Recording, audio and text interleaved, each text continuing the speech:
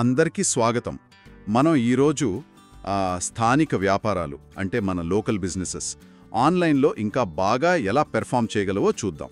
అవునండి. దీనికోసం మన దగ్గర ది లోకల్ SEO బైబిల్ 2025 నుంచి కొన్ని మంచి ఇన్సైట్స్ ఉన్నాయి.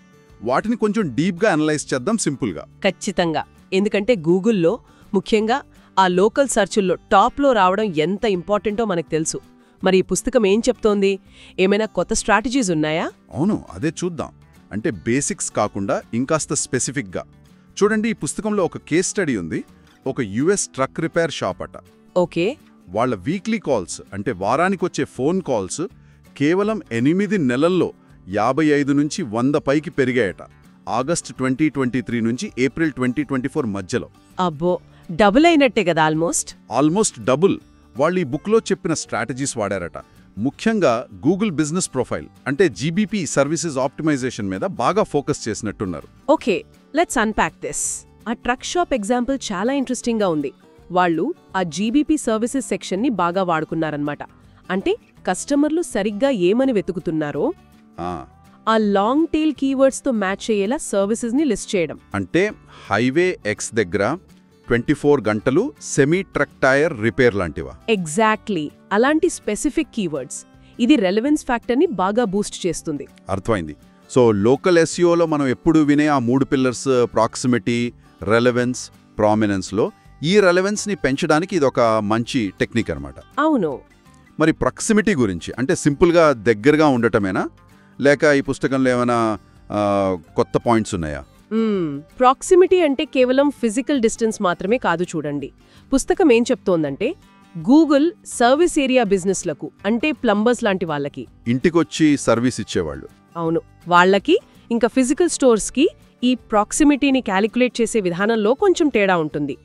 సర్వీస్ ఏరియా బిజినెస్ అయితే వాళ్ళు చెప్పే సర్వీస్ ఏరియా, వాళ్ళ చుట్టూ ఉన్న లోకల్ సిగ్నల్స్ అంటే ఆ ఏరియా నుంచి వచ్చే లింక్స్, రివ్యూలు ఇవన్నీ కూడా ప్రాక్సిమిటీని ఇంపాక్ట్ చేస్తాయి.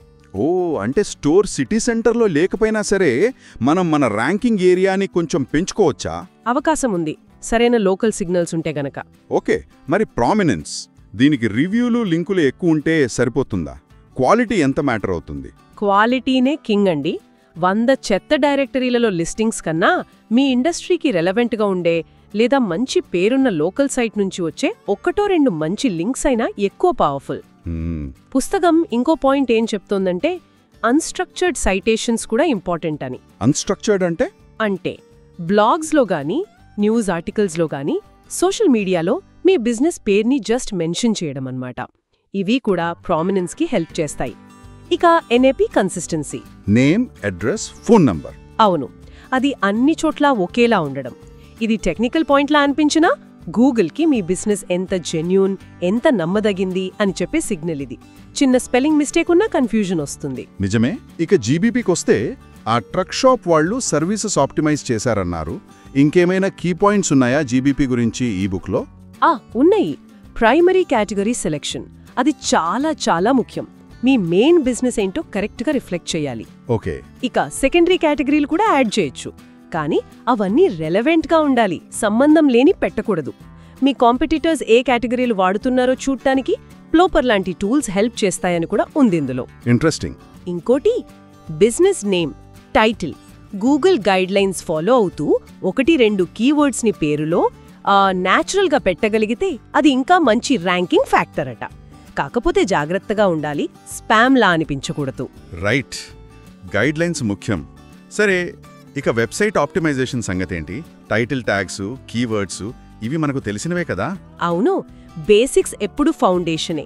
అయితే ఈ పుస్తకం ఏం స్ట్రెస్ చేస్తోందంటే వెబ్సైట్ కంటెంట్ కేవలం కీవర్డ్స్ కోసం రాయొద్దు, మీ లోకల్ కస్టమర్స్కి నిజంగా ఉపయోగపడేలా, వాళ్ల ప్రశ్నలకు సమాధానమిచ్చేలా ఉండాలి అని. ఉదాహరణకి, ఇప్పుడు ఒక ప్లంబర్ సైట్ ఉందనుకోండి, వర్షాకాలంలో మా ఏరియాలో పైపులు బ్లాక్ అవ్వకుండా టిప్స్ లాంటి లోకల్ ప్రాబ్లమ్స్కి సొల్యూషన్స్ ఇచ్చే కంటెంట్ ఉంటే అది కస్టమర్కి హెల్ప్ అవుతుంది, గూగుల్కి కూడా మీ అథారిటీ తెలుస్తుంది. ఎగ్జాక్ట్లీ. రెలవెన్స్, అథారిటీ రెండూ పెరుగుతాయి. టైటిల్ ట్యాగ్లో ఊరు పేరు, స్టేట్ కోడ్తో పాటు ఏదైనా ఆఫర్ లాంటిది, 24/7 సర్వీస్ లేదా ఫ్రీ ఎస్టిమేట్ పెట్టడం వల్ల క్లిక్ త్రూ రేట్ CTR పెరుగుతుంది అని కూడా ఉంది. Good point. మరి చాలామంది అనుకుంటారు లోకల్ ఎస్ఈఓ అంటే ఒకసారి సెటప్ చేసేస్తే అయిపోతుందని. ఈ పుస్తకం ఏం చెప్తోంది? అస్సలు కాదండి. అదొక పెద్ద మిత్. లోకల్ ఎస్ఈఓ అనేది never ending process. Never ending? అవును. మీ కాంపిటీటర్స్ మారుతూ ఉంటారు, కొత్తవాళ్లు వస్తారు. గూగుల్ ఆల్గారిథమ్స్ ఎప్పుడూ అప్డేట్ అవుతూనే ఉంటాయి. ఏదో quick wins, short cuts try చేస్తే టెంపరరీగా రిజల్ట్స్ రావచ్చు, కానీ లాంగ్ టర్మ్లో నిలబడవు. సో కన్సిస్టెంట్గా ఎఫర్ట్ పెట్టాలి, ఆప్టిమైజ్ చేస్తూ ఉండాలి, పర్ఫార్మెన్స్ ట్రాక్ చేసుకోవాలి. ర్యాంకింగ్స్ కొంచెం అటూ ఇటూ అయినా కంగారు పడకుండా లాంగ్ టర్మ్ ప్లాన్తో వెళ్ళాలి. ఓపిక కావాలి. రైట్. సో మొత్తం మీద చూస్తే స్థానిక వ్యాపారాలు ఆన్లైన్లో సక్సెస్ అవ్వాలంటే కేవలం బేసిక్స్ చేస్తే సరిపోదు.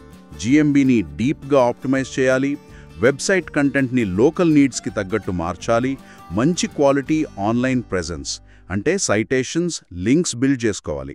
అంతేనా? ఖచ్చితంగా. గుర్తుంచుకోవాల్సిందేంటంటే ఇదొక మారథాన్ లాంటిది, స్ప్రింట్ కాదు. ఆ ట్రక్ రిపేర్ షాప్కే 8 నెలలు పట్టింది గదా మంచి రిజల్ట్స్ చూడటానికి. సో పేషెన్స్, స్ట్రాటజీ ముఖ్యం. వినేవాళ్లకొక చిన్న ఆలోచన వదిలి వెళ్దాం. మీ బిజినెస్కి సంబంధించి మీ ఏరియా కస్టమర్లు వాళ్ళు సర్చ్ చేసేటప్పుడు ఏదైనా ప్రత్యేకమైన స్థానిక భాష లేదా పదాలు వాడతారా? అంటే ఇప్పుడు హైదరాబాద్లో మంచి ఇరానీ చాయ్ దగ్గర్లో అని వెతకొచ్చు, అదే వేరే ఊర్లో ఇంకోలా అడగొచ్చు కదా. అవును. లోకల్ యాస, పదప్రయోగాలు వేరుగా ఉంటాయి. ఆ లోకల్ న్యూఆన్సెస్ మీ ఆ ఆలోచన విధానాన్ని మీ ఎస్ఈఓ స్ట్రాటజీలో ఎలా ఇంటిగ్రేట్ చేయగలరు? దీని గురించి ఆలోచించండి. మళ్ళీ కలుద్దాం.